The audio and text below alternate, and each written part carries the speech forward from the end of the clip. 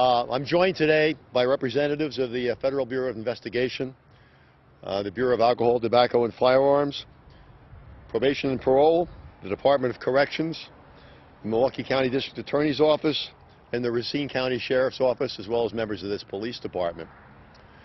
I'll provide some context for today's operation. Obviously, this police department continues to confront the challenges of violent crime in Milwaukee. We have to engage in thoughtful strategies as well as effective tactics. Effective tactics have to do with hot places, hot people, hot spots, getting places rapidly where they're needed, staking out, for example, pharmacies so we can interdict crime as it occurs. Strategy requires long-term planning. Strategy requires partnerships, and ultimately strategy requires performance. Today was part of a strategy. This strategy is taking place in every district in this city. And the strategy is to not only respond rapidly and effectively, thoughtfully, and tactically to episodes of violent crime, but also to look for offender groups that have a disparate impact on the total amount of crime in their neighborhoods. For example, recently, you may recall, in District 2, we engaged in a long-term investigation of the Spanish Cobras and took down a large number of their members in a sweep similar to today. Not long ago in District 5, we did a similar long-term operation against the 2-9 Taliban, again taking criminals, violent criminals, firearms, and drugs off the streets that were having a significant impact on crime in District 5. Today was District 4's term. And I want to emphasize the fact that this investigation is not over because we're sweeping up people today. This is a long-term investigation. It shall continue. But today's target is a group known as the Wild 100s. We've been investigating them since September. When it became clear to us that the crimes that they were involved in were not episodic and disjointed, but part of a network of crimes committed by a large number of loosely affiliated individuals. Since last September, we've made over 180 arrests, charged 180 felony counts, and seized more than 35 firearms. Today is a culmination of the investigations that were derived from those other incidents as we look to dismantle this criminal enterprise. A particular concern to us with this group is the significant involvement of juveniles in their activities. This is a group that actively recruits new members and particularly tries to attract impressionable young people by producing, basically high-quality rock recruitment videos, as well as bringing them in to the gang through stolen cars. Now, this group has been involved in an extraordinary number of auto thefts.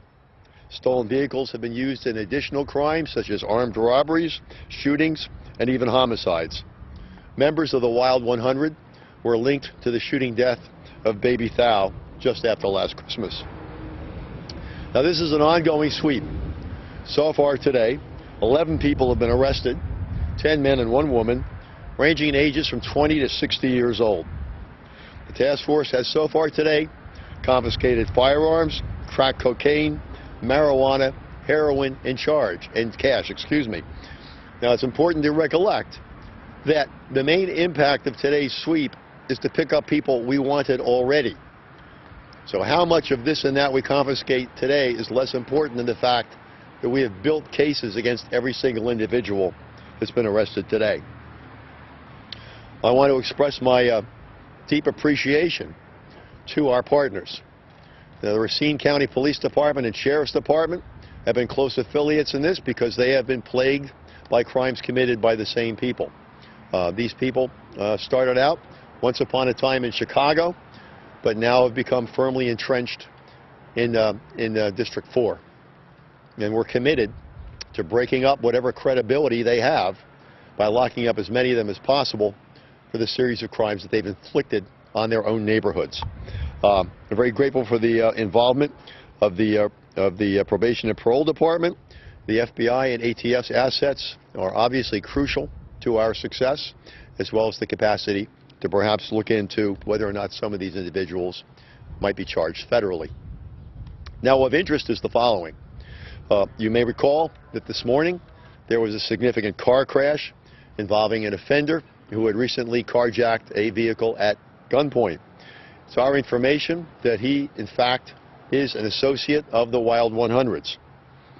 This crash occurred last night, you know, at 60th and Capitol. Within our policy, the police were chasing a vehicle they knew to have been taken in an armed, violent confrontation. That pursuit ended in a vehicle crash that caused several injuries and severely injured the driver of the car.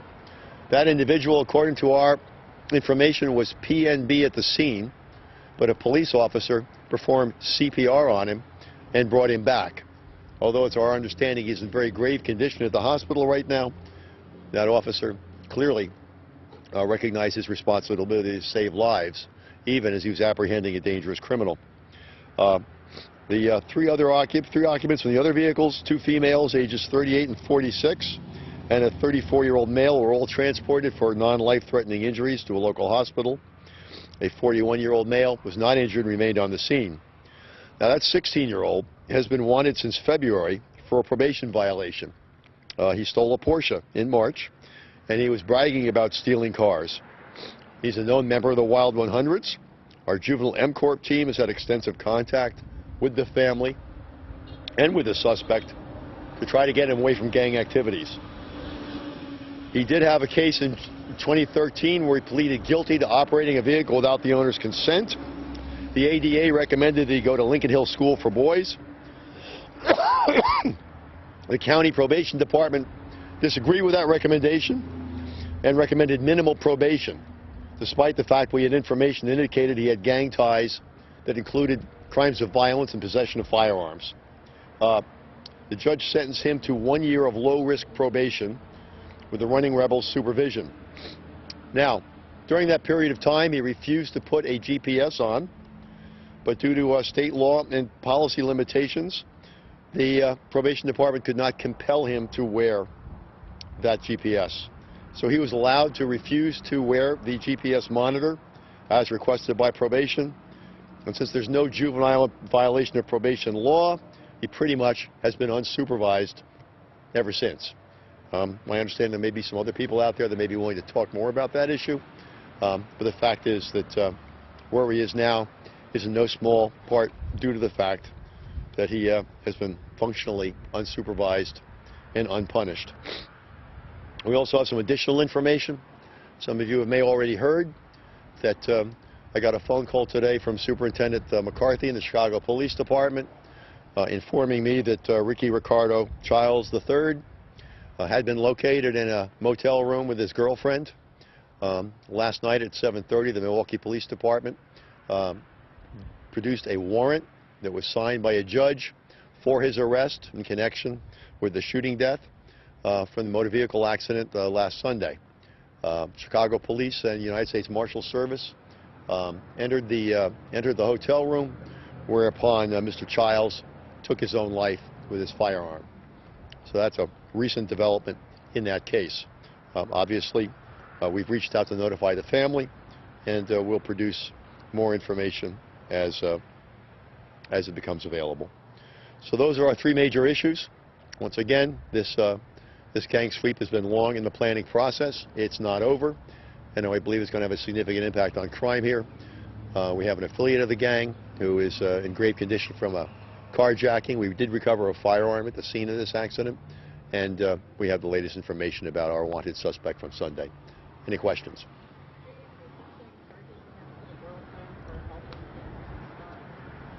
We'll wait and see and ascertain what the facts of that matter are. Sometimes, you know, in all cases aren't the same. We're going to have to ascertain how willing a participant she was in this, so that'll have to await further investigation.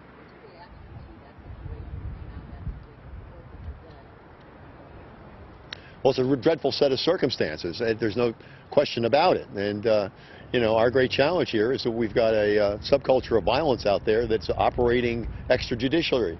There just seems to be a sensibility among a segment of the community that committing acts of violence in support of one's reputation to get revenge for a perceived slight or for a perceived business dispute over illegal drugs or to exact revenge is somehow approved. And in that set of circumstances, there are going to be not only tragedies, there's going to be dreadful mistakes. And, you know, this sad example is what we get when we have folks who decide that it's their responsibility to use their guns to redress their grievances. Chief, any theories as to how that's changed from last year? What's going on this year? Well, I think we've got an interlocking set of challenges that we've discussed. One of the hardest things to do is to rationally talk about the connection between violent crime and firearms without awakening the sleeping beast of the Second Amendment defenders who've never met, you know, a gun law they liked.